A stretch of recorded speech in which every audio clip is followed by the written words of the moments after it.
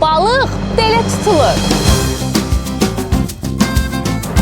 Balıq tutmaq bir həvəsdir, yoxsa bir sənət? Hobbi kimi sayıla bilər. May və iyun ayından başqa həvəskar balıqçılığa da həmin dönəmdə fasilə verilir. Çünki bu balıqların kürüləmə dövrüdür. R hərfi olmayan ayda balıq yeməzlər. Bu doğrudur. May, iyul, avqust 4 ay. 4 ayda. Bu 4 ay təsadüf edir isti vaxtlara. Mağazadan bu aylarda balıq almayın. Amma özləri... Amma dənizdə, göldə, tutduz, təmiz, tərabətli, onun heç bir ziyanı yoxdur. Yəni o deyim özünüz tutduğunuz balığa aid deyil. İndiyə qədər tutduğunuz ən ağır balığın kiloqramı nə qədər olur? Balıq durna balığı olur, təqribən 4 kiloqrama yaxın olur. Havaya görə, mövsümə görə, aya görə balıq ovlarının məkanı və seçimi dəyişir. Külək arxadan, yəni sahildən dənizə olanda balıq üçün əlverişli hava şəraiti. Amma indi bizim üzümüzə İndi doğru bizim üzümüzə də o qədər də əlverişli deyil. Balıq ovuna görə, yerinə görə də bizim ləvazimatlarımız da mütləq dəyişməlidir. Məsələn? Dənizdə bizə lazımdır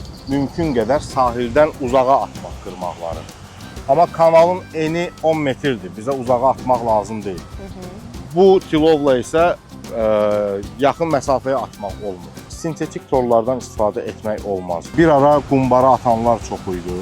O qumbara atanlar nə şükür ki azalır. Qumbara niyə atırdılar? Qumbara gölə və ya suya atılır.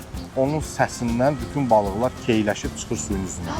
Lazım olan balıqları yığırlar, böyükləri, qalanları tələf olur gedir. Məncə bu da bir çirkin əməldir. Əlbəttə ki, ilbəil küllü miqdarda balığın azalmasına səbəb olur.